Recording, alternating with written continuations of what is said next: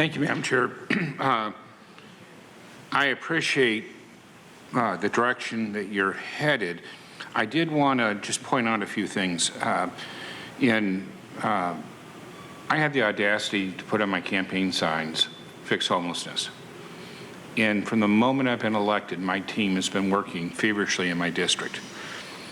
We asked the county not just in a board letter, but we asked the county for all the properties in my district the county owns that could potentially do it. So we've done a lot of this work that you're proposing.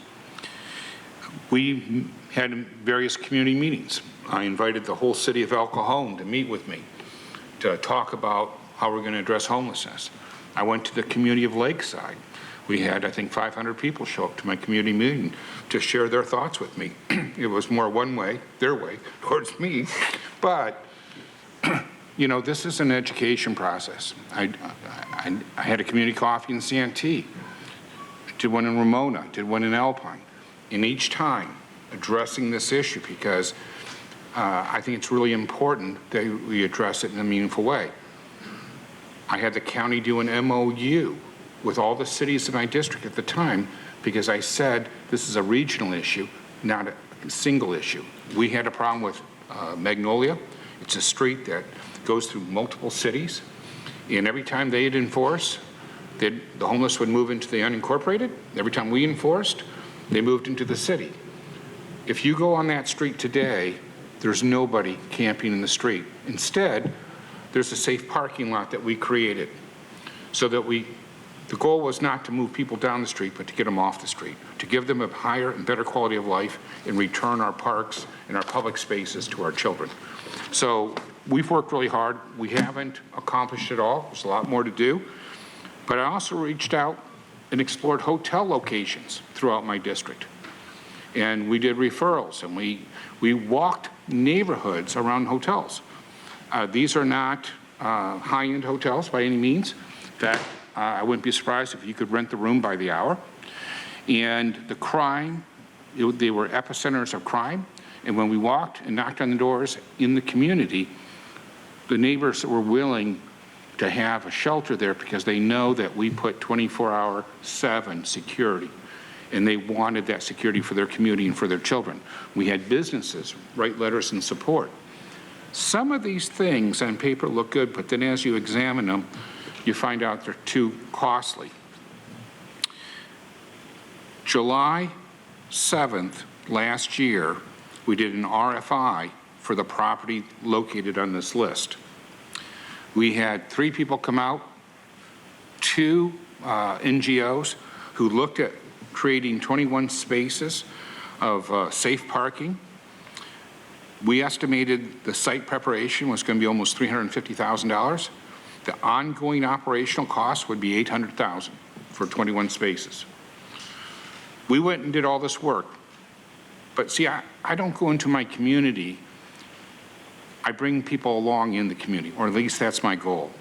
So I reached out to Council Member Raul Campillo. He was a great partner. We worked on it together. His team, my team, walked the neighborhood. We talked to the community of what they wanted and what would be good for them. So I don't want to see the county rehash or break the relationships I brought. See, I told every community that I went to, I want to do what you want. You say you want to solve homelessness, well, then we have to give them a location that they can go. We can't say get off the street if there's not a place to go to.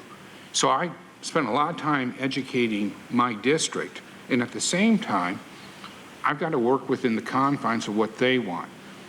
You see, they elected me to represent them, not to dictate to them.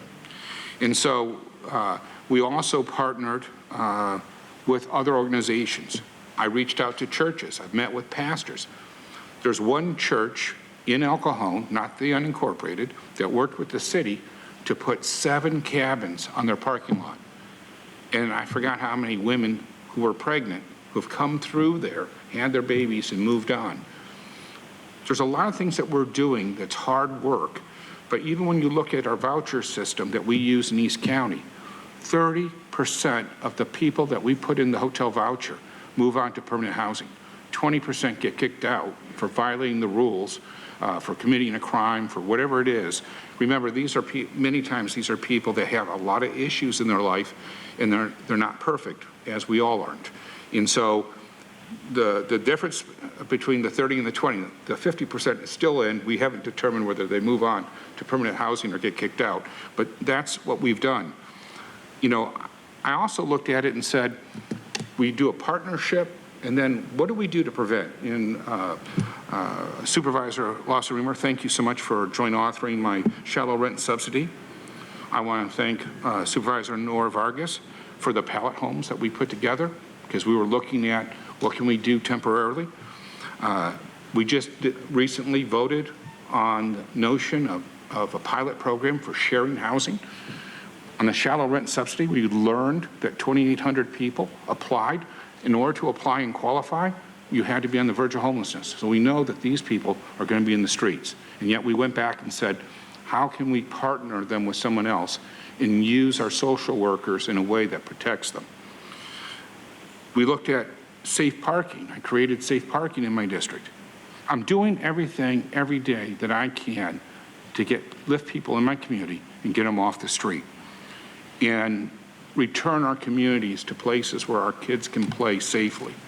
So, you know, I really appreciate the thoughtfulness of your letter, but I'd like to have the property removed. And there isn't a location in my district we haven't explored. I have a team working on this. I also am working with chambers and other organizations, homeless organizations in my district. And what worries me is I have all these community meetings. I bring people along, and most of the time they just yell at me in the beginning because they're so angry. And then as they start to think about it, I'll run into them in the grocery store or restaurant. When I say restaurant, In-N-Out Burgers. And they'll say to me, hey, I thought about what you said. You're right. If we want to solve this, we've got to come together as a community and address it. Now, sometimes that conversation doesn't happen for 6 months, and it's a little painful because we get all sorts of complaints all the time because I dare to make change. I'm done with the status quo. I didn't get hired for the status quo. My predecessor spent $500,000 to keep me out of office because we didn't have a shelter. And I believe that my district, the people I represent, deserve those shelters. And while this is well-meaning, I'm concerned that in my district, you're going to break all the bonds I've worked so hard to build. And this road for the last 2.5 years, I've taken a lot on my chin. But I think people in my district, whether they like me or hate me, they know I tell them the straight scoop. I'd rather take it on the chin and be up front and earn their support down the road than to mislead them. And for the county to go out and re-explore what we've explored would only undermine all the relationships. And you know, this is difficult to say. There's a lot of great employees. And by the way, I want to thank Barbara. I want to thank all our team who we have just taken hours of their time exploring solutions. And I want to thank them for all their hard work and all the great advice they've given us. And, but you know, I got elected because I wasn't the establishment. People in the unincorporated were very frustrated with the county and what the county provides for our community. So I always keep it in mind that those are the people that I represent. I represent everybody in my district, but that's a big portion of my district. And I want to make sure that the trust that we're building, we don't destroy. So for that reason, I would ask for a friendly amendment to take District 2 out of this. There isn't a space that we haven't explored. And I don't want to waste county time and money on stuff I've already asked them to do over the last 2.5 years. And I would venture to say, and Sarah, you're on the dais and you can speak freely because a lot of it came through your department long before you were CAO. And I think for the last year, we've been sending your department, your old department, locations that we want you to explore because we went deeper than the original county look. And look, looking at these locations, unless you drive them all the time, You're not going to know. I don't know the stat right now because I got redistricted. But in my old district, we had over 2,000 square miles, in the unincorporated that I represented. And I still have the largest unincorporated population. So we have looked through every nook and cranny trying to create this. And we've reached out to every planning group, to every organization, and we will continue to, because when I give a campaign promise, it's my job to keep it. And my motto has always been, it's my job to make government work for you. So with that, I hope that you can accept that. I'd like to vote for this, but I can't vote for it if it's going to undermine the hard work that we put into it.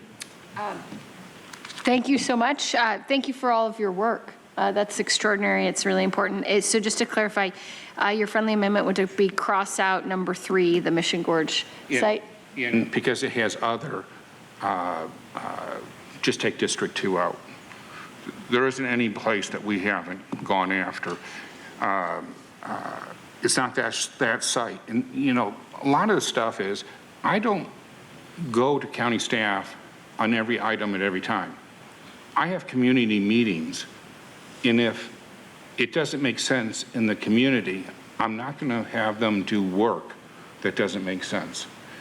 And if a community doesn't want it there, if they don't want to help, if they don't see it as a problem, it's never going to be successful. They will protest it. They'll do everything they want. And look, they have every right to, and I'm not going to try to force into my communities things that they don't want. But we've accomplished a lot by building the trust to move forward. So when I looked at one of the hotels, we walked the whole neighborhood. The neighborhood signed letters of support. Now, the problem is, just like on this location of 21 spots, you're looking at over $1 million a year. How do you justify that financially when the community needs so many things? And so, you know, there's a balance in every community.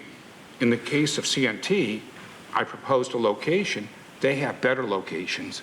And so I'd rather the county follow their lead, help them with those locations, provide the social services that work for them. We should not be undermining local communities. We should be building and supporting them in things that will make it more successful, not less successful. So I'd just like to have District 2 be taken out. We have many projects that otherwise I'm going to have to come back with a board letter every month saying, I don't want that changed. I don't want that.